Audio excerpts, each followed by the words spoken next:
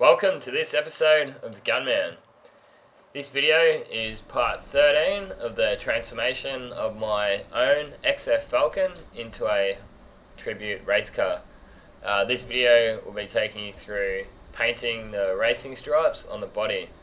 So I've been uploading a video on this car once every Sunday, and those who've been keeping up to date with it will know that the videos up to this have taken you in the entire way through repair and paintwork, and it's all back together now. The car's back together. This video is the second week of work. So I started the car on a long weekend. We had a 3-day weekend, and I went in and painted the entire car, and the weekend after I came in and did the racing stripes on the body.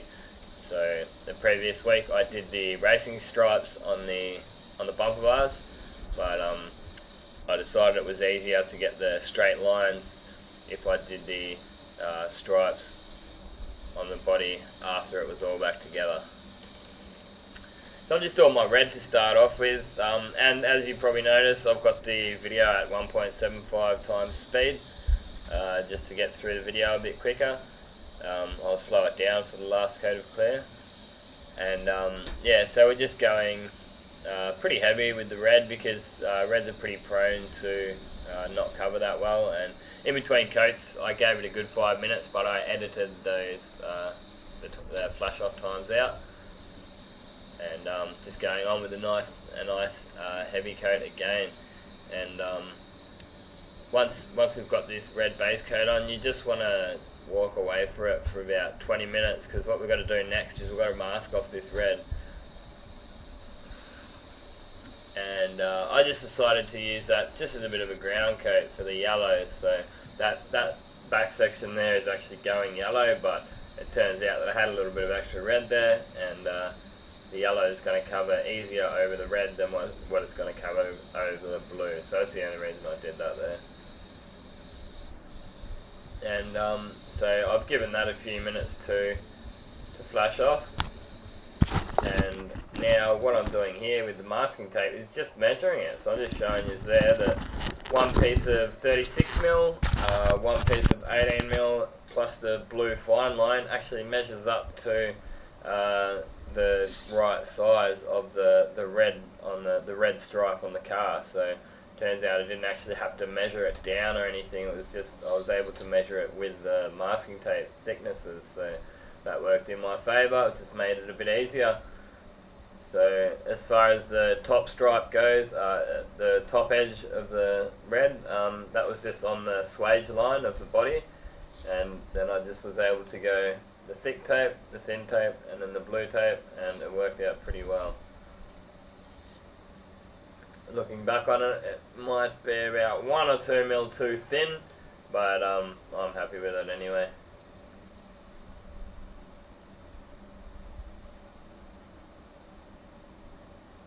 So just making sure it's all the edges are down, because we don't want any of the yellow to creep up underneath. And it actually turns out that I did miss a tiny little slither, and we got some yellow coming through, and I'll show you how. If you hang around, I'll show you how we actually remove the yellow to make it so that we're not going to see it after it's cleared over. So I'm doing this in clear over base, which when you're doing stripes and stuff like this, it's just a lot easier to do in clear over base, I've found, because it gives you a second chance. If something happens, well, then you can mask over the top of it, and you can also do a little bit of a touch up with a base coat or something like that. So if I was to just by chance, if I was to say pull this masking off and then have some of that red paint that I've put down that I want to actually peel back or something like that, then I would actually be able to quite easily just do a little bit of a spot up and spot that colour back on, and then clear over the top of it. Whereas if it was 2K or VOC direct gloss, it'd be a bit more difficult to do that. Going to take a lot more drying times. So this is my own car, and I used Standox on the entire job.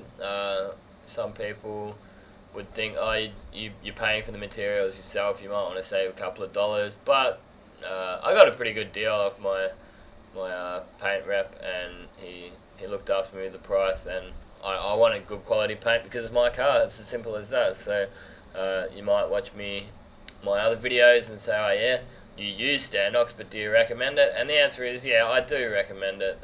It's a good quality paint. I'd say Glazeret is probably a little bit better, but it is more expensive, and it just ended up being easier for me because I used Standox all day, every day. I know how to use it, so that's why I used it on this job.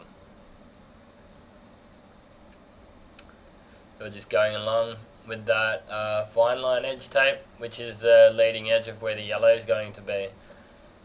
You must use that fine line tape, or else you'll get a bit more of a thicker edge there. So yeah, next up we're just going to be going on with the yellow. I'm just pulling these body molds out, and I was going to put these body molds on, and it just turned out that I decided not to. Yeah, I think it would look pretty epoxy if I put those body molds on, but at the time I thought I might have wanted to do it. So here's our yellow.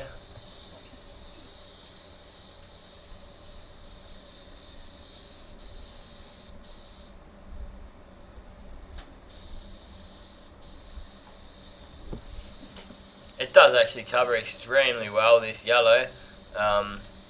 The red's quite bad, but the yellow is real good. You can even see the on the edge of the masking, it's covered straight up. So that lower valance panel, I've actually I painted it blue. Just had a bit of a brain fade, to be honest. I forgot that it wasn't going to be blue, so not to worry.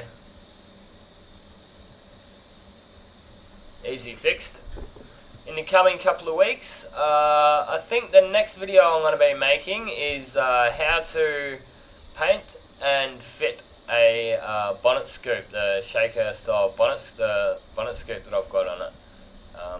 I also videoed how to cut the hole out. We did it all professionally and properly, so it is a functioning bonnet scoop there. And we've also got a few more good videos still to come on this. So you can see it really did flash off quite quick because I've got the booth up at about 30 degrees, and I'm using solvent based Basecoat, so it dries up really nice and quick. And 2 coats is all we needed. Once I got this coat here on, just going to give that maybe 5 minutes to flash off before we put our clear coat on.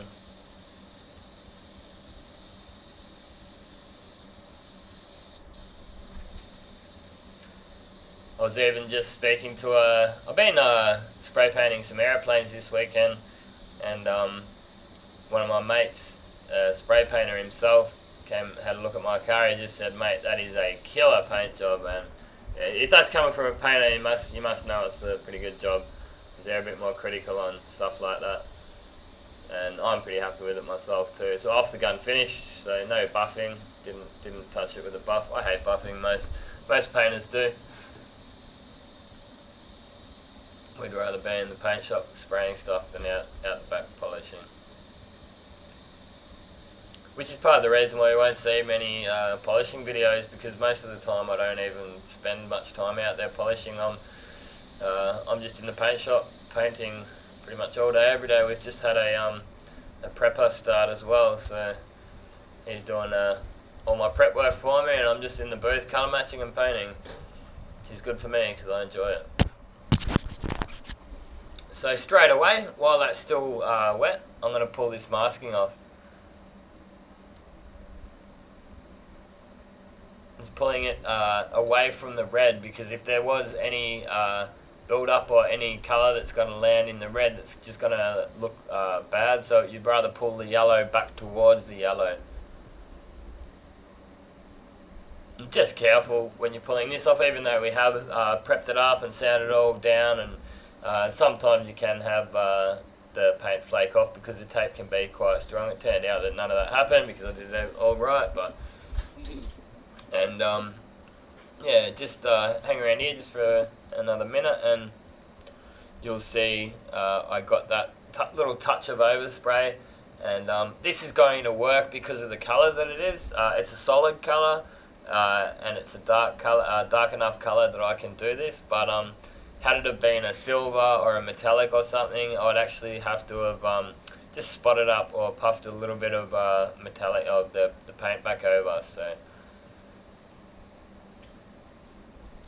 just finishing the rest of that off. I thought I'd leave the entire video is relatively unedited. I cut a couple of pieces out, but it's the kind of thing that you want to see the entire job and exactly how I do it.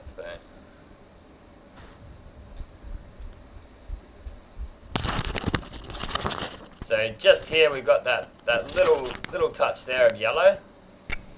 Just crept through my masking. I initially tried to shave it off with a razor blade, and it turned out I wasn't quite happy with that, so it wasn't really doing exactly what I wanted. Sometimes that kind of thing can work, but the base coat's still not wet, but just still a bit tacky.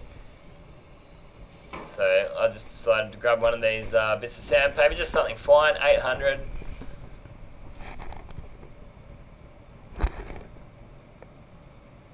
So as I say, that's going to be actually completely fine to clear over, and to this day you cannot see any sanding scratches there. The clear will bring that up, just like we do on a blend. So as I mentioned, any metallics or something like that, you'd have to puff a bit of base coat back over the top there.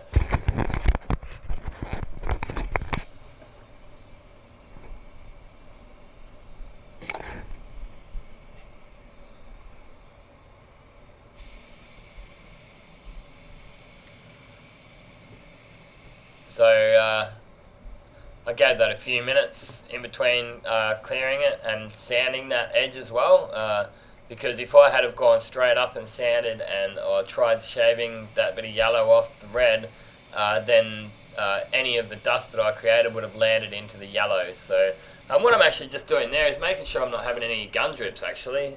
Sometimes when you fill the gun right up, which I probably overfilled it by a touch, and putting it in the booth, the heat will actually make the clear expand and then start it overflowing. You don't want gun drips. All it takes is getting one or two gun drips, and you'll take measures to make sure you don't get it, because it can ruin a paint job. Using the PPS and stuff like that, it's obviously not really as much of an issue, but we don't use them here.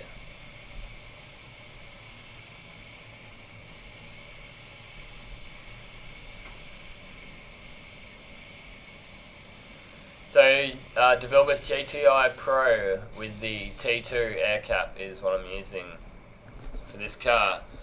So it's Trans-Tech, and basic settings for this, full fan, open the fan right up, and I've wound the fluid to 3 turns out. So wind it right in and then come out 3 turns and set the pressure to about 1.8 to 2 bar, which is approximately 26 to 30 psi. It's one of those things. There's a decent window of pressure that you can use. There's not 100%. There's not one set pressure that you 100% have to use, and that's it. And same with all the settings. You can adjust them to weather conditions or to your painting style, whatever. That's just the way I like to set my gun up. I've recently had the use of an SI water, and Supernova it is, and yeah, I'll be making some videos on that soon, so keep an eye out for that. I've got loads of ideas for videos, so hit that subscribe button, make sure you don't miss out on any of my work.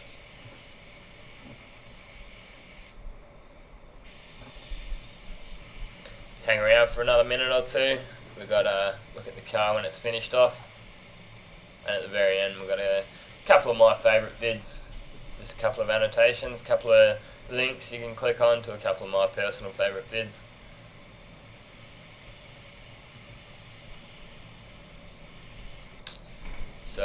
you can expect 3 videos a week from me. Sunday, I've been doing one on my XF. I've been doing Tuesday and Thursday videos as well.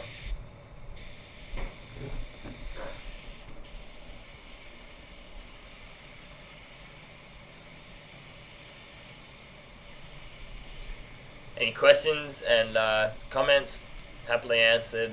Whack them in the comments box. Hit that like button too, because it actually helps me out with views, and it helps me out with it helps me show up in search results and stuff like that. The more likes I get, the more likely it's gonna show up for other people, so other people can see these vids too.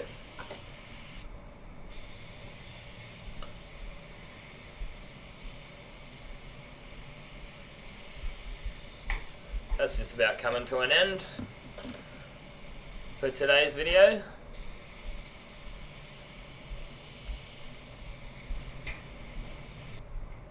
Now the line looks nice and straight. Quite happy with how it came up.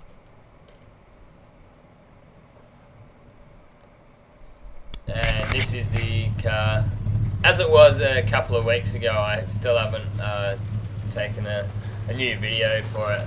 The only couple of real things I've done is put a couple of engine mounts in it. You can probably hear this knocking here. That's actually the engine rattling around a bit, so I had to put an engine mount in. I also changed the rocker cover, re-chromed it. It all looks pretty nice under there now.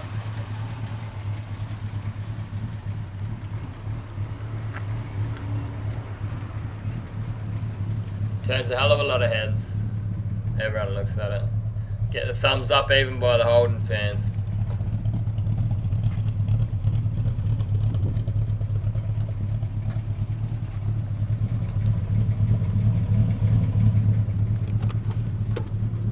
Got a nice interior in it too. A lot of attention to detail.